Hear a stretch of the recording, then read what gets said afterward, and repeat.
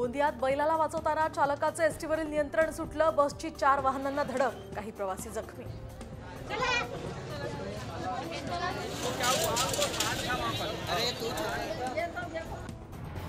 शिंदे गटाचे आमदार महेंद्र थोरवे यांच्या सुरक्षा रक्षकानं नागरिकाला मारहाण केल्याचा ठाकरे गटाचा आरोप। कर्जतच्या नेरळमधली घटना, तो बॉडीगार्ड माझा नव्हे, थोरवेंचं स्पष्टीकरण।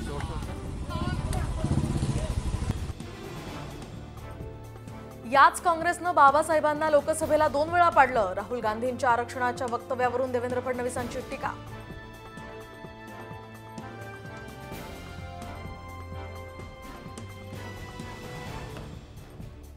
अमित शहांच्या मुंबई दौऱ्यानंतर भाजप कोर कमिटीची 18 तारखेला बैठक। महायुतीचा जागा वाटपाचा फॉर्म्युला अंतिम टप्प्यात।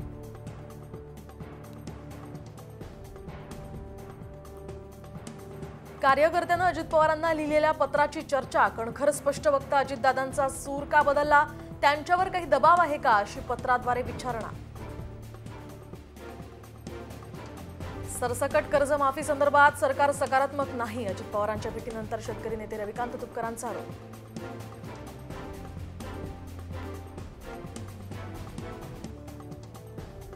रत्नागिरीमध्ये योगेश कदमांचे बॅनर फाडल्यामुळे वाद, आरोपीला अटक करण्यासाठी आता कदमांच्या समर्थकांकडून दापोली खेड रस्ता रोको।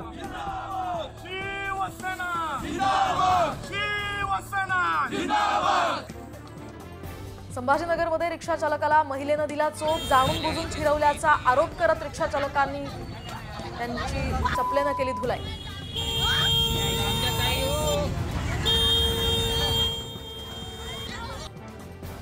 कोल्हापुरातील पंचगंगा नदी परिसरामध्ये गणेश मूर्तींचं विसर्जन करू नये, यासाठी बॅरिकेडिंग, अडवलेला मार्ग मोकळा करण्याचा इशारा देत हिंदुत्ववादी संघटना आता आक्रमक।